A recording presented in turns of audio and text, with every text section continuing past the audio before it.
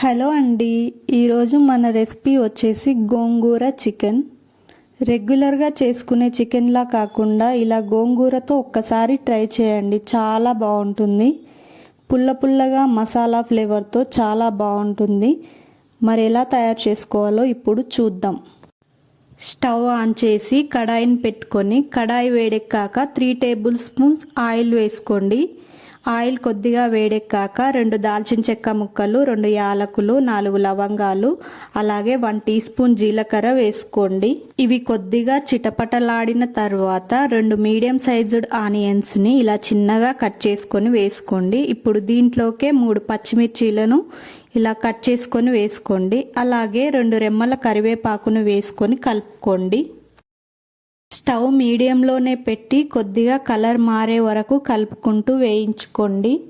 ఇవి కొద్దిగా కలర్ మారిన తర్వాత దీంట్లోకి 1/2 టీ స్పూన్ పసుపు మరియు 1 టీ స్పూన్ అల్లం వెల్లుల్లి పేస్ట్ను వేసుకోండి.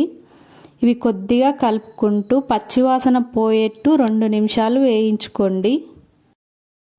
ఇలా వేయించుకున్నాక ఇప్పుడు దీంట్లోకి 2 టమాటాలను ఇలా చిన్నగా కట్ చేసుకొని వేసుకోండి. చిన్నగా కట్ చేసుకోవడం వల్ల త్వరగా ఉడికిపోతాయి. అలాగే దీంట్లోకే చిటికెడు ఉప్పు వేసుకోండి. ఈ ఉప్పు వేసుకోవడం వల్ల ఉల్లిపాయ మరియు టమాటా ముక్కలు అనేవి బాగా మగ్గుతాయి. ఇలా కలుపుకుంటూ 2 నిమిషాలు వేయించుకున్నాక ఇప్పుడు 1/2 కేజీ చికెన్ను శుభ్రంగా కడిగి పెట్టుకొని దానిలో వేసుకోండి. ఇప్పుడు ఒకసారి మొత్తం ఇలా కలిపేసుకోండి. ఇలా కలిపేసుకున్నాక మంటను మీడియం ఫ్లేమ్లో పెట్టి 5-6 నిమిషాలు మూత పెట్టి ఉడకనివ్వండి. మధ్యలో ఒకసారి మూత తీసి ముక్కలు అడుగు పట్టకుండా కలుపుకొని మళ్ళీ మూత పెట్టేసేయండి. 2 నిమిషాల తర్వాత మూత తీసి చూస్తే ముక్కల్లోంచి వాటర్ అంతా ఇలా బయటికి వచ్చేస్తుంది. ఇప్పుడు ఒకసారి అటు ఇటు కలుపుకోండి.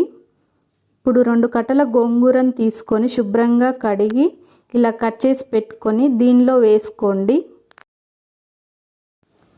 ఇలా అంతా వేసుకున్నాక మూత పెట్టేసి 10 నిమిషాల పాటు ఉడికించుకోండి.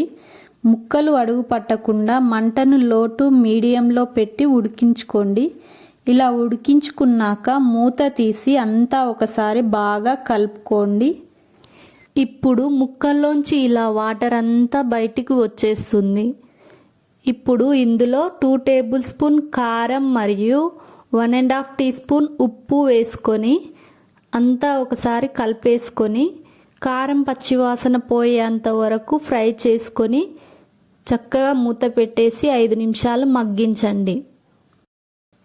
ఇలా మగ్గిన తర్వాత మూత తీసి కలుపుకొని దీంట్లోకి 1 టీ స్పూన్ ధనియాల పొడిని అలాగే 1/2 టీ స్పూన్ గరం మసాలాను వేసుకొని 2 నిమిషాలు ఇలా చక్కగా కలుపుకుంటూ ఆయిల్ పైకి తేలేంత వరకు వేయించండి. ఇలా వేయించుకున్నాక లాస్ట్లో కొత్తిమీరను వేసుకోండి. ఇప్పుడు అంతా ఒకసారి బాగా కలిపేసుకుంటే గుమగుమలాడే గోంగూర చికెన్ రెడీ. ఇప్పుడు స్టవ్ ఆఫ్ చేసుకొని పక్కన పెట్టేసుకోండి. చాలా చాలా టేస్టీగా ఉంటుంది. ఒక్కసారి ట్రై చేయండి. వీడియో నచ్చితే లైక్ చేయండి, షేర్ చేయండి. అలాగే నా ఛానల్ని కొత్తగా చూస్తున్న వాళ్ళైతే సబ్స్క్రైబ్ చేసుకోండి. Thank you.